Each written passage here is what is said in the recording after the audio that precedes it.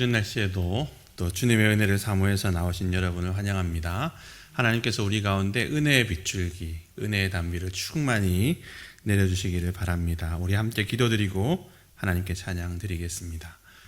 사랑의 아버지 하나님, 감사합니다. 오늘도 저희들을 사랑해 주셔서 주님 앞으로 불러주시고 주님의 은혜를 구하며 찬양하고 예배하고 기도할 수 있게 하셔서 감사합니다. 하나님, 지금 이 땅을 적시고 있는 이 빗줄기처럼 하나님의 은혜의 빗줄기가 이 시간 우리 모두 가운데 임할 수 있도록 하나님 도와주시고, 그래서 주님의 그 은혜의 빗줄기로 말미암아 우리의 가난 심령이 하늘의 복으로 채워지는 귀한 역사 있도록 도와주옵소서. 감사드리며 예수 그리스도의 이름으로 기도를 드립니다. 아멘. 찬송가 88장으로 하나님께 찬양 드리겠습니다. 내 진정 사모하는 찬송가 88장입니다.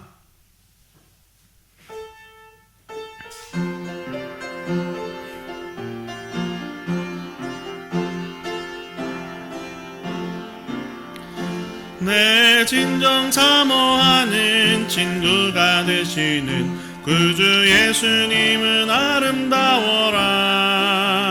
산 밑에 백합하여 빛나는 새벽별, 주님 영원할 길 아주 없도다.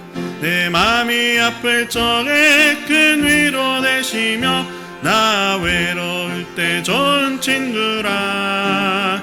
주는 저 산 밑에 백합 빛나는 새벽별, 이 땅 위에 비길 것이 없도. 다시 한번 하겠습니다. 내 진정 사모하는 친구가 되시는 구주 예수님은 아름다워라. 산 밑에 백합하여 빛나는 새벽별, 주님 영원할 길 아주 없도다. 내 맘이 아플 적에 큰 위로 되시며 나 외로울 때 좋은 친구라. 주는 저 산 밑에 백합 빛나는 새벽별, 이 땅 위에 비길 것이 없도다. 내 맘의 모든 염려 이 세상 고락도 주님 항상 같이 하여 주시고, 시험을 당할 때에 악마의 개교를 즉시 물리치사 나를 지키네. 온 세상 날 버려도 주 예수 안 버려 끝까지 나를 돌아보시니. 주는 저 산 밑에 백합 빛나는 새벽별, 이 땅 위에 비길 것이 없도다.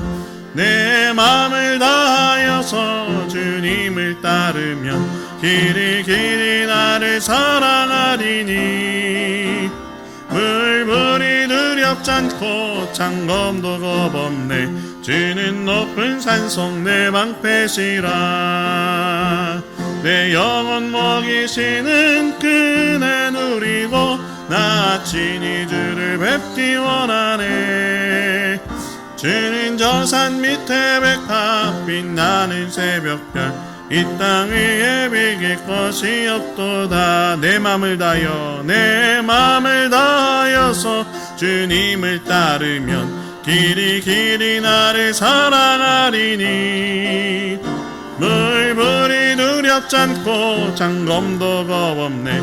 주는 높은 산속 내 방패시라. 내 영혼 먹이시는 그 은혜 누리고 나 친히 주를 뵙기 원하네. 주는 저 산 밑에 백합 빛나는 새벽별, 이 땅 위에 비길 것이 없도다. 아멘. 아멘. 찬송 430장으로 하나님께 한 장 더 찬양 드리겠습니다. 찬송가 430장, 주와 같이 길 가는 것, 우리 힘있게 찬양하겠습니다.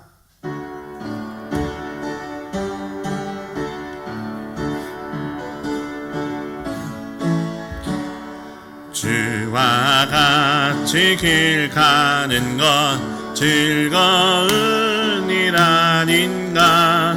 우리 주님 걸어갈 가신 발자취를 밟게 한 걸음 한 걸음 한 걸음 주 예수와 함께 날마다 날마다 우리 걸어 주와 같이 길 가는 것 주와 같이 길 가는 것 즐거운 일 아닌가 우리 주님 걸어가신 발자취를 밟겠네 한 걸음 한 걸음 주 예수와 함께 날마다 날마다 우리 걸어가리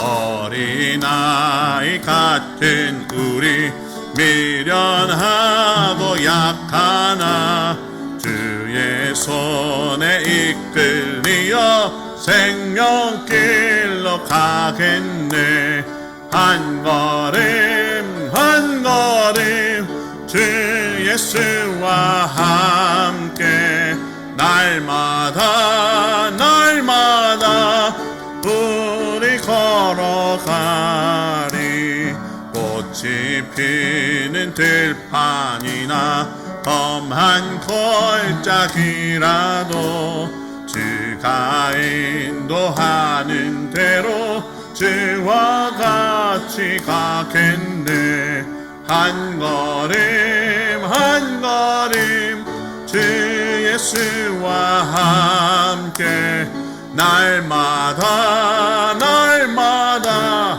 우리 걸어가 꽃이 피는 들판이나 험한 골짜기라도 주가 인도하는 대로 주와 같이 가겠네 한 걸음 한 걸음 주 예수와 함께 날마다 날마다 우리 걸어가 옛 선지자 에녹같이 우리들도 천국에 들려 올라갈 때까지 주와 같이 가겠네 한 걸음 한 걸음 주 예수와 함께 날마다 날마다 우리 걸어 한 걸음 한 걸음 한 걸음 한 걸음 주 예수와 함께 날마다 날마다 우리 걸어가리. 아멘. 우리 찬송가 379장 내 갈 길 멀고 밤은 깊은데 우리 하나님 앞에 한 장 더 찬양 드리겠습니다. 우리 찬양 드리고 함께 기도하겠습니다. 찬송가 379장입니다.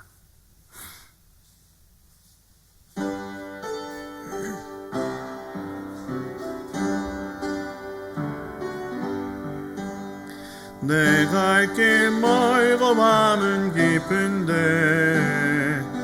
빛 되신 주 저 본향 집을 향해 가는 길 비추소서 내 가는 길 다 알지 못하나 한 걸음씩 늘 인도하소서 이전에 방탕하게 지낼 때에 교만하여 맘대로 고집하던 이 죄인 사하소서 내 지은 죄 다 기억 마시고 주 뜻대로 늘 주장하소서 이전에 나를 인도하신 주 장래에도 내 앞에 험산줄령 만날 때에 놓으소서. 밤 지나고 저 밝은 아침에 기쁨으로 내 주를 만나리. 다시 한번 합시다.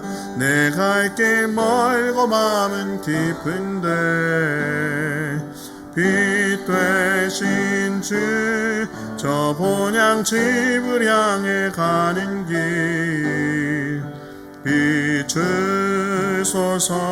비추소서. 내 가는 길 다 알지 못하나 한 걸음씩 늘 인도하소서. 이전에 방탕하게 지낼 때 교만하여 맘대로 고집하던 이 죄인 사소서. 내 지은 죄 다 기억나시고 주 뜻대로 늘 주장하소서. 이전에 나를 인도하신 주 장래에도 내 앞에 험산줄령 만날 때 도우소서. 밤 지나고 저 밝은 아침에 기쁨으로 내 주를 만나리.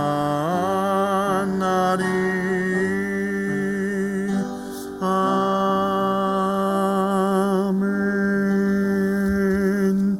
우리 시간 함께 기도하겠습니다. 먼저 주일 말씀을 생각하면서 우리가 예수 그리스도를 믿는다고 고백은 하지만 그렇게 고백하는 우리의 믿음이 혹시 입술만의 믿음은 아닌지, 하나님, 입술만의 믿음이 저희에게 있다면 하나님께서 그것을 고쳐주시고 사랑으로 표현되는 믿음, 사랑으로 나타나는 믿음이 저희 안에 충만하게 도와주옵소서. 함께 기도하면 좋겠습니다. 그리고 바리새인들처럼 육체의 자랑을 내세우는 위선적인 신앙인 되지 말게 하시고 마음도 생각도 삶도 행동도 모두가 다 주님을 닮은 진짜 신앙인 되게 도와주옵소서. 우리 함께 기도하겠습니다. 그리고 하나 더, 전교인 신방을 지금 진행하고 있는데 성령께서 우리 모든 성도들의 마음을 주님께서 어루만져 주시고 열어주셔서 즐겁게 만나고 주님의 사랑으로 함께 교제하는 귀한 시간 될 수 있도록 도와주시고 모든 성도가 다 신방에 함께 할 수 있도록 하나님 은혜 내려 주옵소서. 우리 세 가지 기도 제목 가지고 하나님 앞에 함께 기도하도록 하겠습니다. 기도하겠습니다. 사랑과 자비가 많으신 아버지 하나님, 저희를 사랑하셔서 오늘도 부르시고 주일로 3일 동안 하나님의 은혜 가운데 거하다가 주님께 예배할 수 있도록 이끌어 주시니 감사를 드립니다.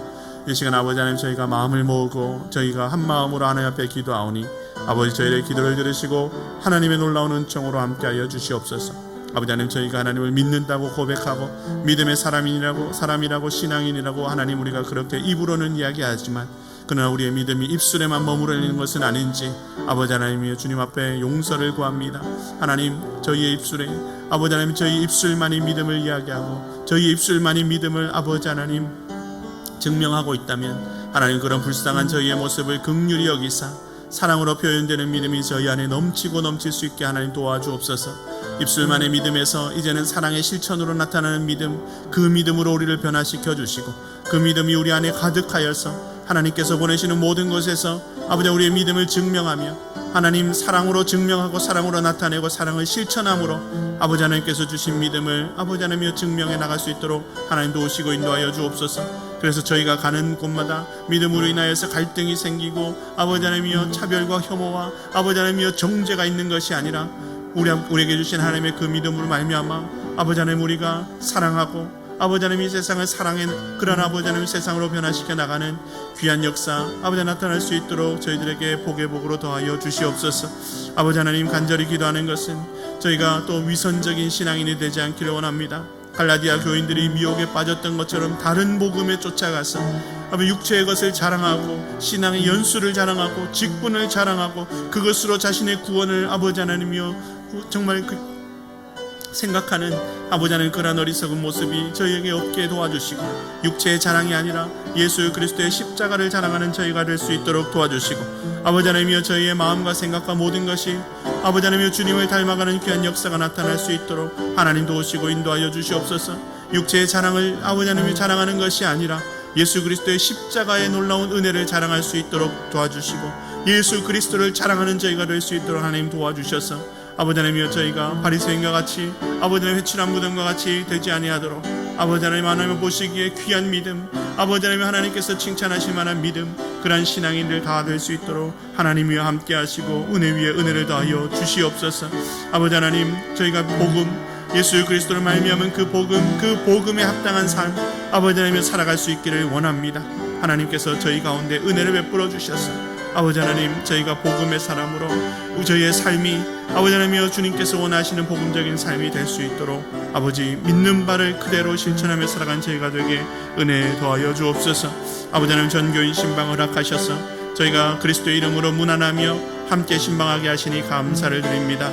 아버지 하나님께서 그 모든 아버지 성도들의 마음을 주장하시고 어루만지시고 찾아가 주셔서 아버지 하나님이여 주님의 이름으로 문안하는 이 신방을 즐거이 받을 수 있는 마음으로 허락하여 주시고 그래서 아버지 하나님 주님의 놀라운 사랑과 아버지 하나님이여 주님으로 말미암는 선한 교제가 이루어지는 그런 신방 다 되게 하나님 역사하여 주시고 또 아버지 하나님이여 모든 성도의 마음을 어루만져 주시고 모든 성도들의 생각을 주님께서 어루만져 주셔서 이 신방을 기도로 준비하며 모든 성도가 아버지 하나님 신방에 동참하고 함께하는 귀한 역사가 나타나도록 아버지 도우시고 인도하여 주시옵소서. 그래서 이 신방을 통하여서 아버지 하나님 우리가 서로를 더 잘 이해하고 아버지 서로의 기도의 제목을 더 잘 알고 그래서 함께 기도하는 한 공동체 한 교회 되는 귀한 역사 나타나도록 아버지 도와 주옵소서. 이 밤에도 하나님께서 저희 가운데 그러한 놀라운 은혜를 더하여 주시기를 원하오니 저희가 주님의 말씀을 들을 때에 저희가 한 신앙인으로 한 공동체로 한 교회로 더욱 든든히 세워지는 역사 있도록 하나님 도와주시옵소서. 사랑의 아버지 하나님 저희를 사랑하셔서 찬양하고 기도하게 해주셔서 감사합니다. 이 시간 주님의 성령께서 저희 모두 가운데 임하여 주시고 이곳을 주님의 성령께서 충만케 임하여 주셔서 하나님 주님으로 말미암는 감사가 저희 안에 넘치고 주님으로 말미암는 기쁨이 이 예배 가운데 저희 안에 풍성할 수 있도록 주님께서 도우시고 함께하여 주옵소서.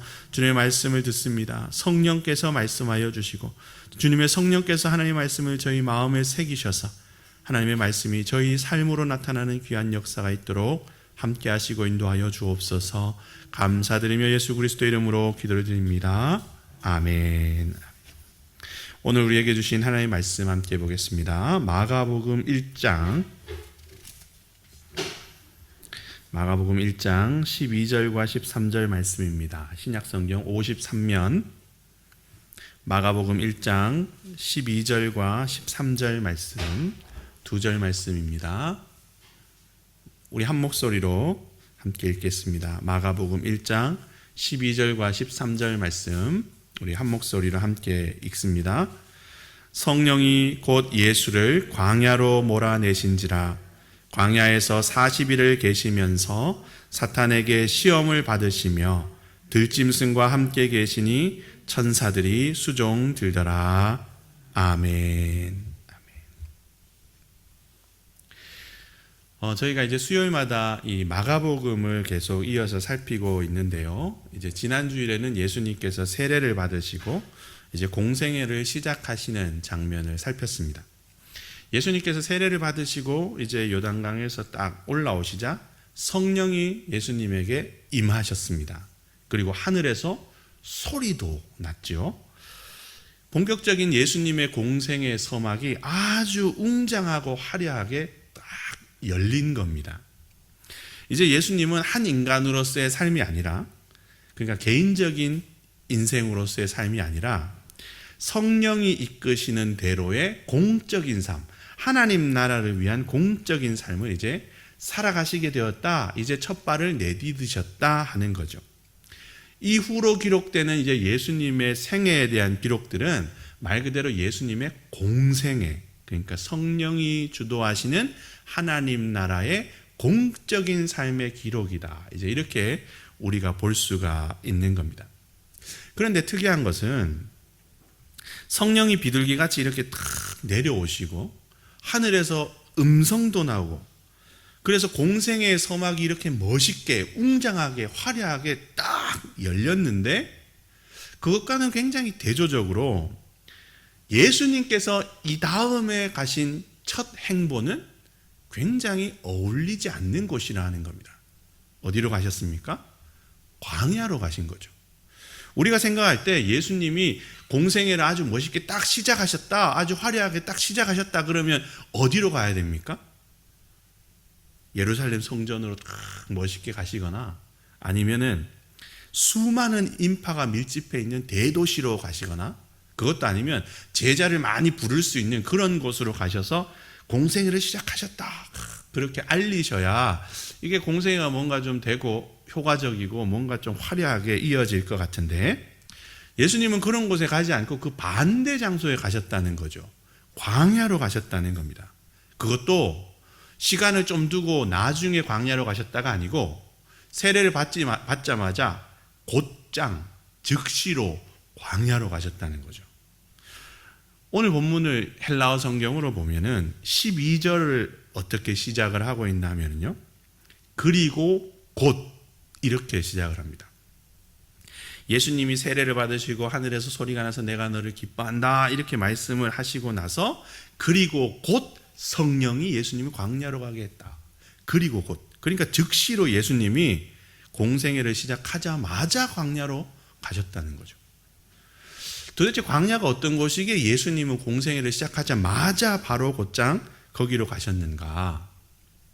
일반적으로 성지순례를 갔다 오신 분들은 뭐 잘 아시겠습니다만 저는 성지순례를 아직 가보지 않아가지고 일반적으로는 이 유대 광야가 메마른 석회암 지대다 이렇게 이야기를 합니다. 아주 높고 아주 깊은 골짜기들이 많아가지고 지형이 아주 험하다 이렇게 이야기를 하죠. 그래서 사람들이 다닐 만한 길은 없고 산짐승들이 다니는 길, 야생짐승들이 다니는 길 이런 아주 좁은 길들만 거기에 있다 그렇게 이야기를 합니다. 그래서 사람들이 그 길을 지나거나 하려면은 길이 험해가지고 아주 어렵다 이렇게 이야기하죠. 게다가 겨울에는 추위가 얼마나 혹독한지 추위 때문에 갈 수가 없고 또 여름에는 너무 햇볕이 강하고 더워가지고 사람이 그곳에 갈 수가 없다 그럽니다. 당연히 사람이 살기가 힘들고 야생동물들만 겨우 거기서 살아갈 수 있다 그렇게 이야기하죠. 광야가 그런 곳이라는 겁니다. 물론 사람이 아주 갈 수 없는 것은 아니라고 하는데요.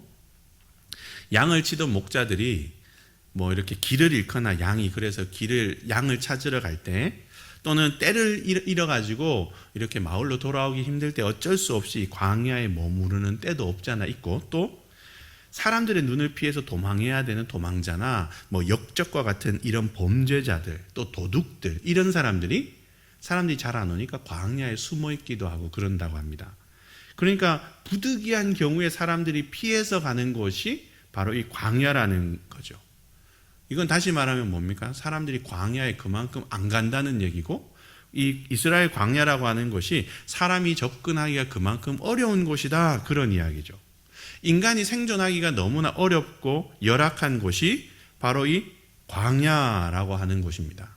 그런데 그 예수님이 그런 광야에 가셨다는 거죠.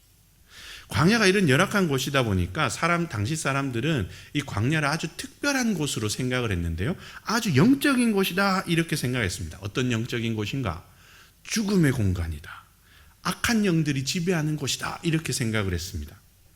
인간을 위협하는 사악한 생물들이 거기 모여있다. 그래서 위험한 곳이면서 또 악마적인 존재들이 그곳을 지배한다. 그래서 너무나 위험하기 때문에 거기에는 절대 가면 안 된다. 당시 이스라엘 사람들은 광야를 그렇게 생각을 했다는 거예요. 절대 가면 안 되는, 가면 큰일 나는 곳이 광야다 이거죠. 그런데 앞서도 말씀드렸지만 예수님은 공생애를 시작하자마자 이런 광야에 그것도 바로 가셨다는 겁니다. 놀라운 것은 성령님이 예수님을 광야로 가게끔 내몰았다 하는 거죠. 성령님이 광야로 내몰았다. 이것도 굉장히 좀 어색한 모습이죠. 우리가 아는 성령님은 어떤 분입니까? 우리에게 은혜를 내려주시고 우리를 평화롭게 하시고 우리 안에 기쁨이 넘치게 하시고 우리를 정말 형통한 길로 인도하시는 분이 성령님인데, 오늘 본문에서 예수님에게 이 성령님은 그 반대 모습을 보이고 있는 겁니다. 광야로, 무지막지한 그런 광야로 예수님을 내몰았다, 성령이. 그렇게 이야기하죠. 그것도 공생애를 시작하자마자. 왜 그렇게 하셨을까? 그 이유는 이 광야가 가지고 있는 또 다른 의미 때문에 그렇다고 볼 수 있습니다. 지금까지 말씀드린 이 광야에 대한 생각들, 그게 이제 유대인들한테 일반적인 생각이었는데요. 그것과 더불어서 우리가 성경 말씀을 살펴보면은 광야에 또 다른 의미가 있다는 거죠.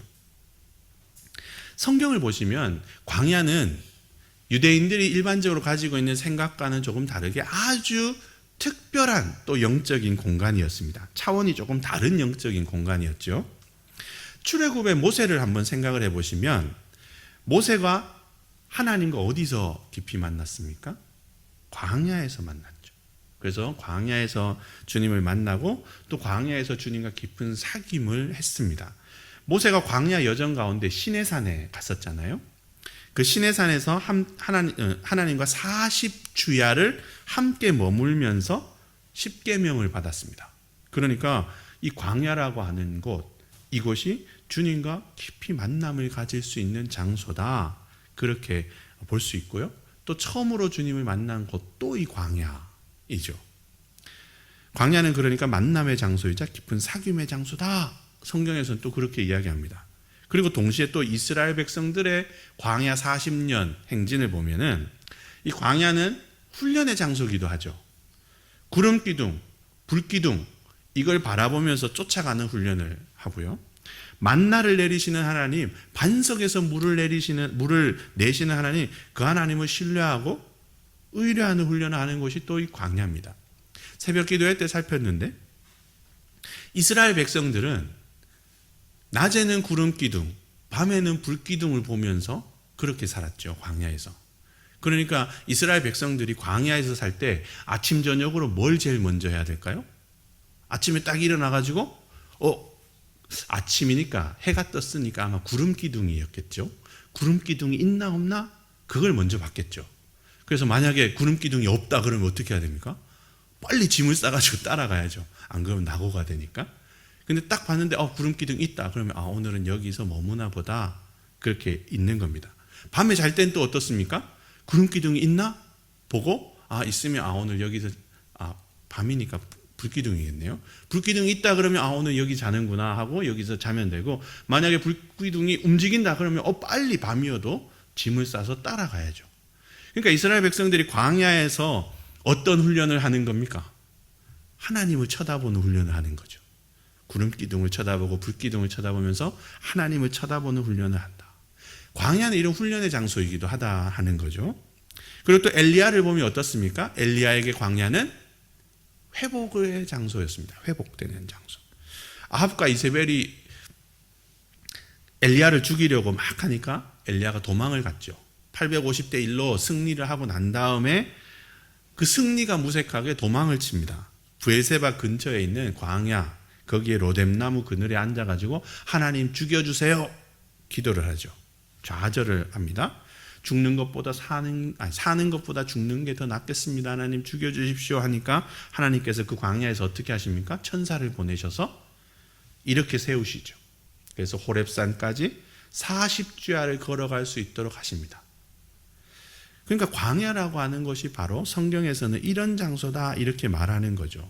그냥 죽음의 곳, 악한 영들이 지배하는 곳, 이런 곳만 광야가 아니라 하나님께서 특별히 만나주시는 곳, 하나님께서 특별한 훈련을 하시는 곳, 또 하나님께서 회복시켜 주시는 곳, 그것도 광야다 하는 거죠.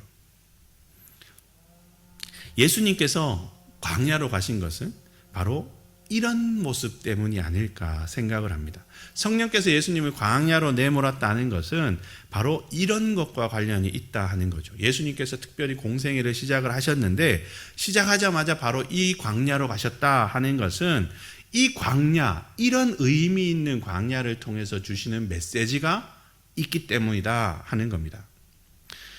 그렇다면 우리가 한번 생각을 해봐야죠. 성령은 왜 이런 두 얼굴을 가지고 있는 광야, 여기로 예수님이 가게 하셨을까? 어떤 메시지가 있고 어떤 의미가 있어서 그렇게 가게 하셨는가? 우리가 그것을 알아봐야 되는데, 그걸 알려면은 예수님께서 그 광야에 가셔서 뭘 하셨는가? 이거를 주목해 볼 필요가 있습니다. 성령은 예수님을 광야로 내몰았는데 예수님은 그렇게 광야로 가셔서 무슨 일을 하셨는가? 오늘 본문에 이제 그것이 나타나 있는데요. 처음으로 우리가 살펴볼 게 시험을 받으셨다는 겁니다. 성령은 예수님을 광야로 내몰았습니다. 그리고 그곳에서 무려 40일이나 있게 하셨습니다. 40이라는 숫자 굉장히 익숙하시죠? 이 40이라는 숫자는 성경에 굉장히 자주 나오는 숫자인데 노아 홍수 때 비가 내린 날수가 며칠일까요? 40일. 네. 그리고 모세가 시내산에서 하나님과 함께 머물렀던 기간도 40일. 가나안 정탐꾼들이 가나안을 정탐했던 기간이 얼마입니까? 40일. 이스라엘 백성들이 광야를 몇 년 동안이나 광야 생활했습니까? 40년. 이 40이라는 숫자는 성경에 굉장히 자주 나오죠. 이 40. 근데 이 40이라고 하는 숫자가 성경에서는 단순히 숫자 40을 이야기하기도 하지만 그것과 함께 또 다른 의미가 있는데요. 비교적 긴 기간, 충분한 기간을 이야기할 때 또 이 40이라는 숫자를 즐겼습니다. 하나님이 정한 충분한 시간이 바로 이 40일이다, 40년이다, 이 40이란 숫자 속에 의미가 있다는 거죠. 그러니까 오늘 본문에서도 마찬가지로 예수님이 40일간 광야에 머물렀다 하는 것이 어떤 의미겠습니까? 예수님이 충분한 시간 동안 광야에 머무르셨다 하는 겁니다. 잠깐 그냥 다녀가고 잠깐 눈도장 찍고 돌아오시고 한 게 아니라 충분한 시간 동안 예수님은 광야에 머무셨다 하는 거죠. 근데 예수님께서 충분한 시간 동안 40일 동안 광야에 머무셔서 뭘 하셨는가? 사탄에게 시험을 받으셨다. 12절에서 그렇게 말씀을 합니다. 사탄에게 시험을 받으셨다. 근데 이 헬라어를 보시면 헬라어 성경에 보면은 이 시험을 받으셨다 하는 게요. 그 헬라어 문법을 보면 현재 분사라고 하는 게 있는데 그게 뭘 나타내는가 하면은 시험을 한 번 받고 끝냈다 이게 아니고 지속적으로 시험을 받으셨다 이것을 의미한다는 겁니다. 그러니까 예수님께서 40일 동안 광야에 계셔서 사탄에게 시험을 받으셨는데 한 번 받고 끝낸 게 아니라 계속 시험을 받으셨다 하는 거죠. 마태복음에는 3번 나오는데 누가복음에는 4번 나오는데 우리는 이제 마태복음과 누가복음의 이야기 때문에 예수님이 광야에서 시험을 3번만 받으셨다 이렇게 생각하는데 사실 마가복음은 그하고 조금 다르게 계속 시험을 받으셨다 그럽니다. 사실 누가복음도 예수님께서 시험 받은 기간을 이야기를 쭉 기록한 다음에 제일 마지막에 뭐라 그러나 하면은 사탄이 얼마 동안 떠났다 이렇게 이야기합니다. 예수님을 시험하고 나서 얼마 동안 떠났다. 이 얼마 동안 떠났다는 말은 뭡니까? 얼마 있다가 또 왔다는 얘기잖아요. 그러니까 누가복음은 예수님께서 계속 시험 받았다라고 하는 것을 약간 좀 그 뉘앙스를 남겨놨는데 이 마가복음은 이 현재 분사라고 하는 걸 써가지고요. 예수님이 40일 동안 몇 번인지 모르겠지만 계속 시험을 받으셨다 하는 것을 나타냅니다. 그러니까 예수님이 뭘 하셨습니까?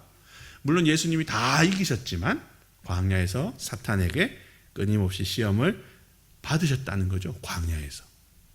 그럼 어떤 시험을 받으셨을까요? 마태복음에 나오는 그런 3가지 시험?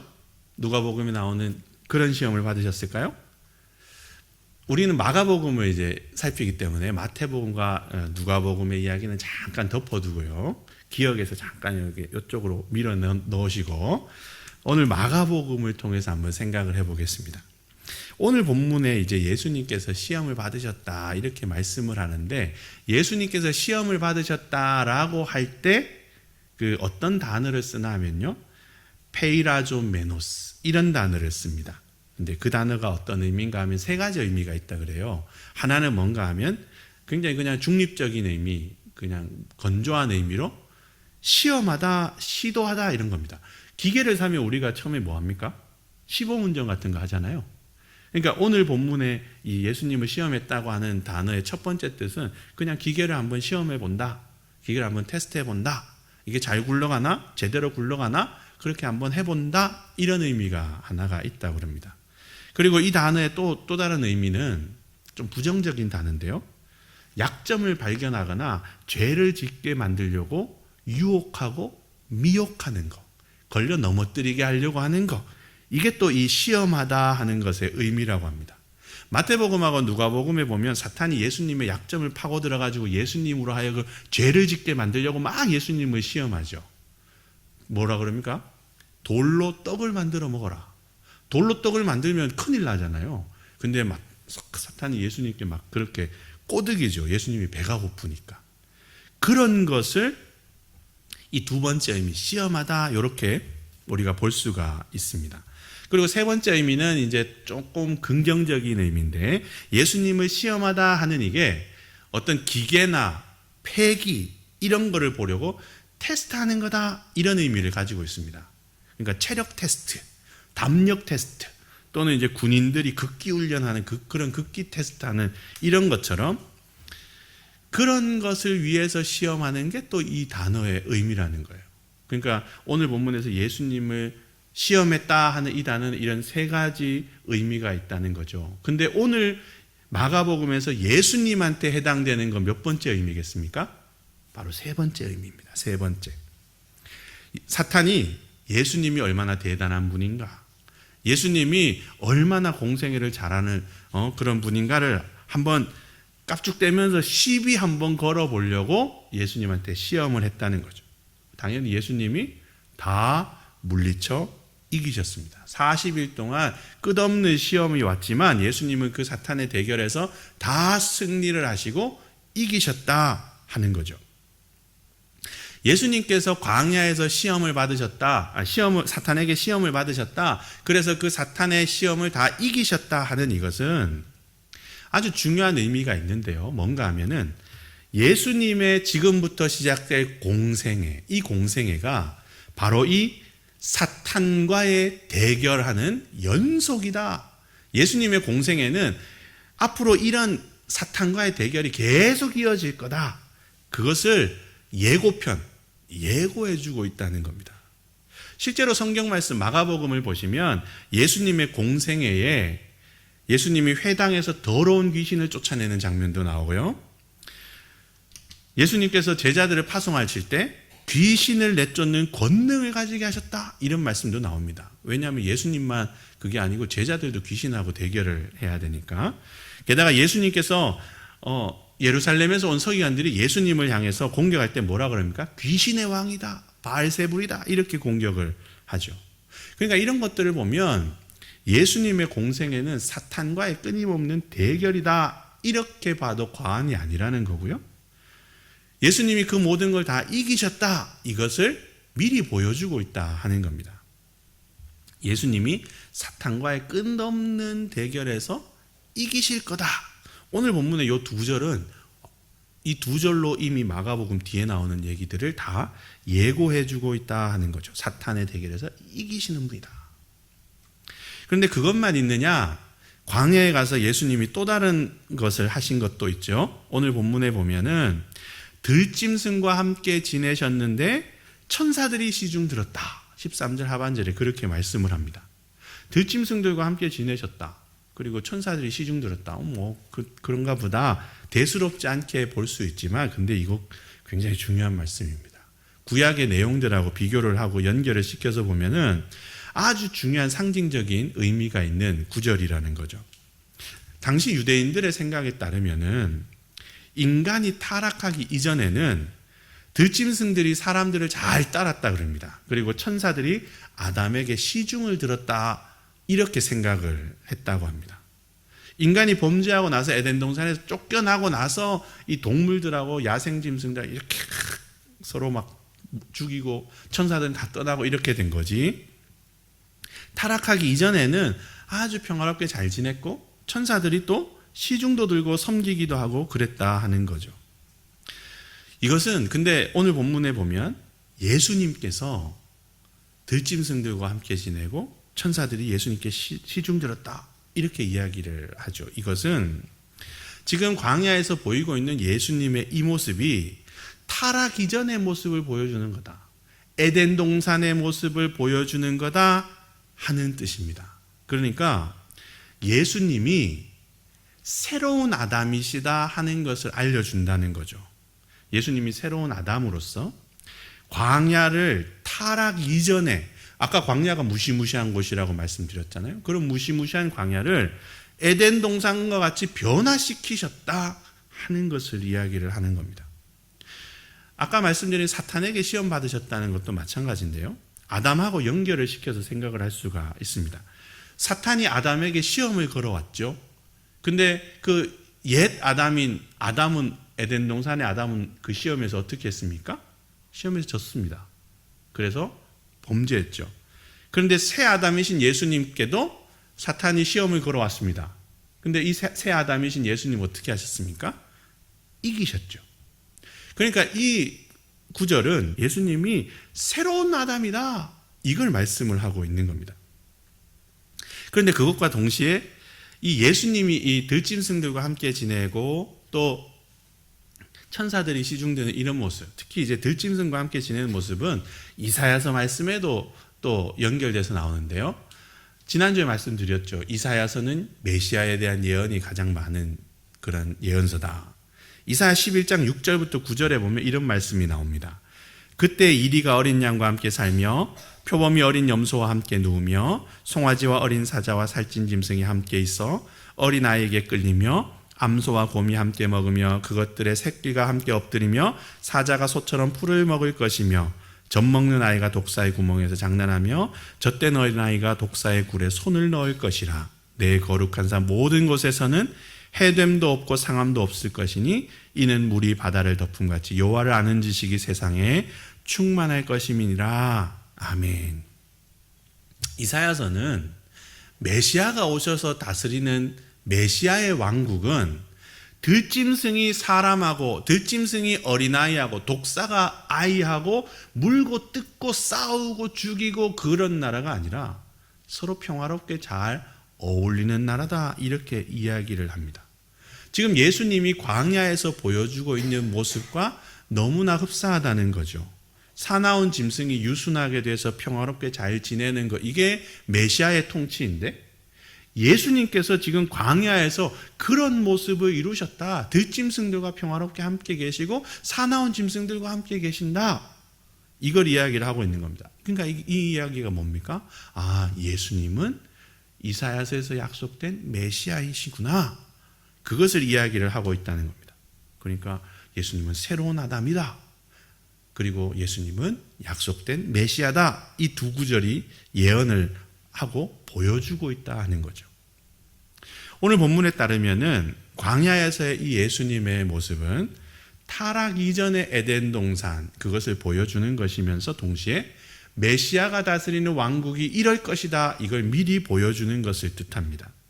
하나님 나라가 예수님을 통해서 광야에 이루어졌다.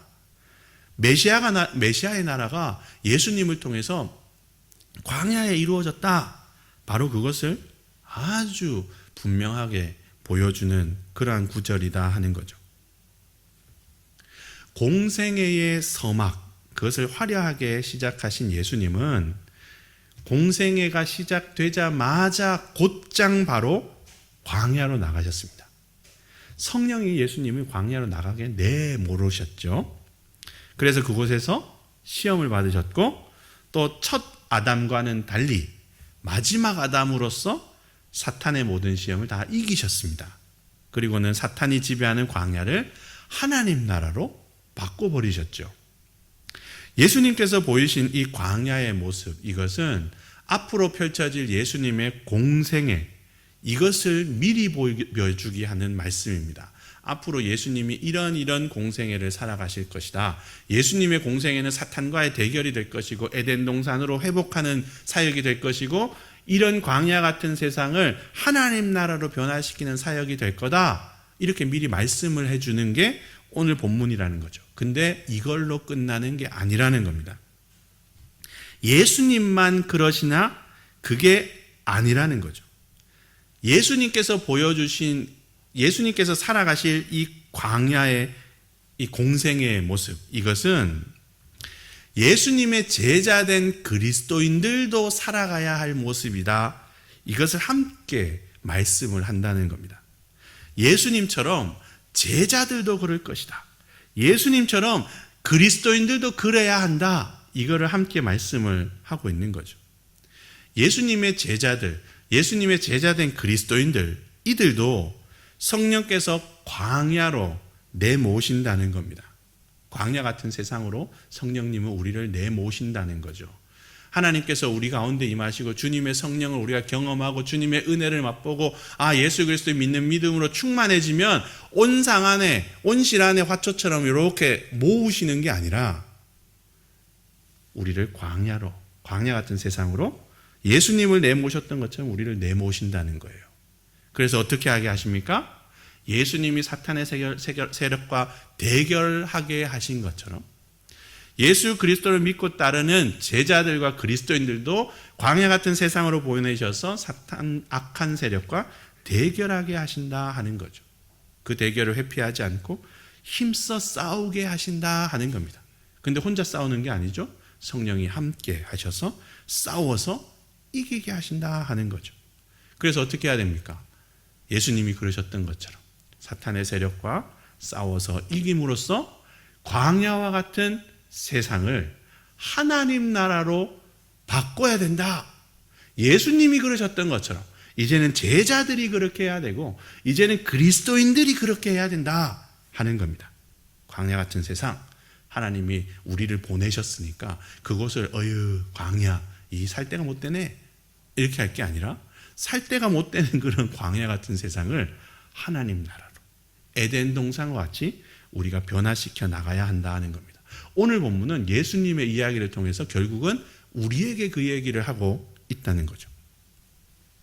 오늘 이 두 구절밖에 안 되지만 오늘 이 말씀, 이런 의미를 가지고 있는 오늘 말씀을 우리가 기억하면서 성령이 우리 각자를 보내신 그곳, 광야와 같은 세상, 그곳, 그 삶의 자리에서 우리도 예수님이 하셨던 것처럼 악한 세력, 불의, 탐욕, 어떤 혐오, 갈등 이런 것과 우리도 선한 싸움을 잘 싸웠으면 좋겠고 주님의 은혜로 그런 싸움을 우리도 이길 수 있으면 좋겠습니다. 그래서 주님께서 우리를 보내신 바로 그곳을, 광야 같은 그곳을, 이런 곳이야, 광야와 같이 살 데가 못 되는 것 같은 그런 우리의 모든 삶의 자리를 에덴 동산과 같이 변화시키고 하나님 나라와 같이 변화시키며 살아가는 그런 우리가 될 수 있으면 좋겠습니다.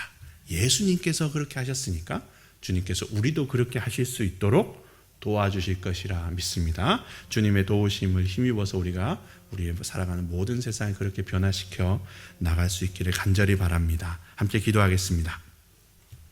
사랑의 아버지 하나님, 성령께서 예수님을 광야로 이끄시고 그곳에서 사탄과 대결하게 하신 것을 기억합니다. 또한 사탄과의 대결에서 승리하게 하시고 광야를 하나님 나라로 변화시키신 것을 또한 기억합니다. 주님을 따르는 제자가 된 저희들 또한 성령께서 인도하시는 각자의 광야에서 악한 세력과 싸워 이기게 도와주시고 그래서 주님께서 보내신 그 광야와 같은 세상, 그 모든 곳을 하나님 나라로 변화시키며 살아가는 저희 모두가 되도록 도우시고 인도하시고 함께하여 주옵소서.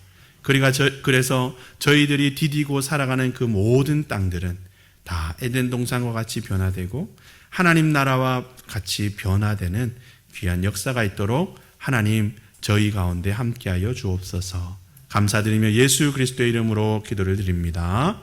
아멘. 찬송가 368장으로 하나님께 찬양 드리기 전에요, 교회 소식 알려드리겠습니다.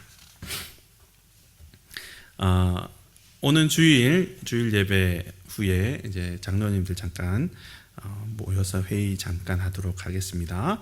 그리고 오는 주일은 이제 성령 강림 후 넷째 주일이면서 또 맥주 감사 주일입니다. 주일에 설교 말씀을 통해서 이 감사절의 의미, 맥주 감사절의 의미를 우리가 다시 한번 되새길 텐데요.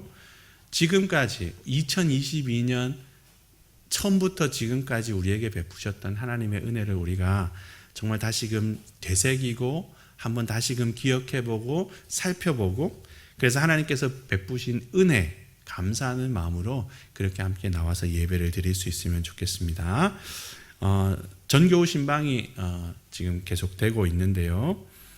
일정을 잘 확인해 주시고 또 잘 협조해 주시고, 그래서 은혜로운 신방이 될 뿐 아니라 모든 성도님들을 다 이렇게 가깝게 만날 수 있는 그러한 기회가 되었으면 좋겠습니다. 잘 협력해 주시고 확인해 주시기 바랍니다. 다른 광고들은 주보를 참고해 주시면 되겠습니다. 찬송가 368장으로 하나님께 찬양 드리고 축도로 예배 마치겠습니다.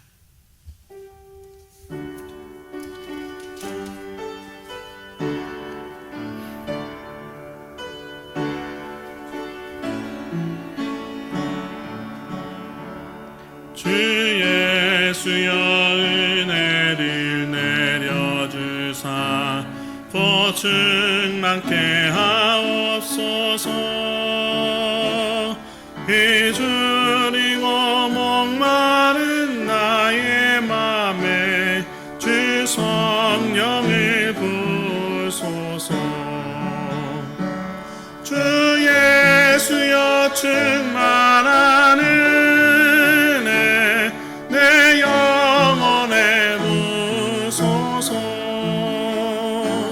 주 예수만 나의 힘되고 내 만족함 됩니다. 주 예수여 죄에서 풀어주사 날 정결케 하옵소서. 이 세상의 유혹이 나의 맘에 틈 못하게 하옵소서. 주 예수여 충만한 은혜 내 영혼에 부소서.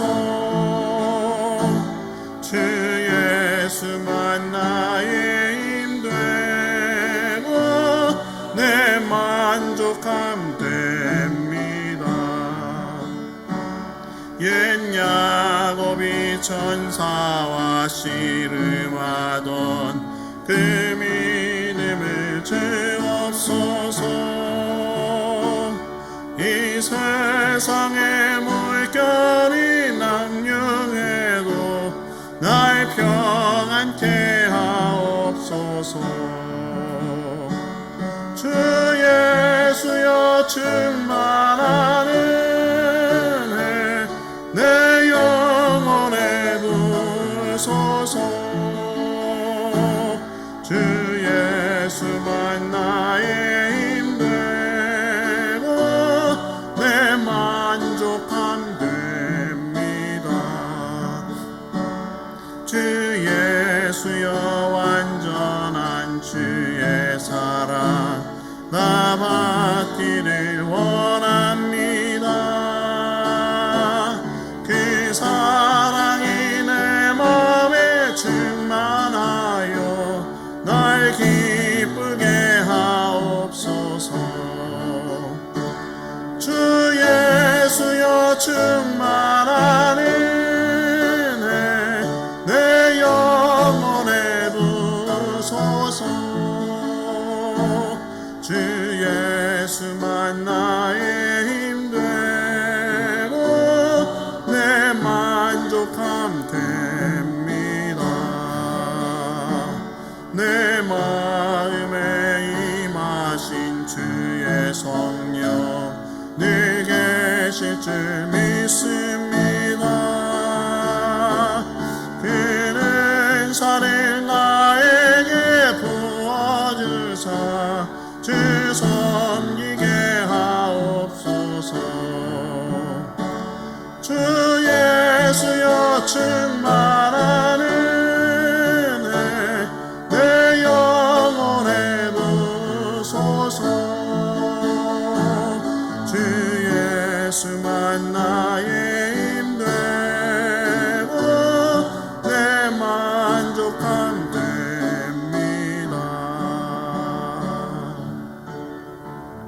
아멘. 축도하겠습니다.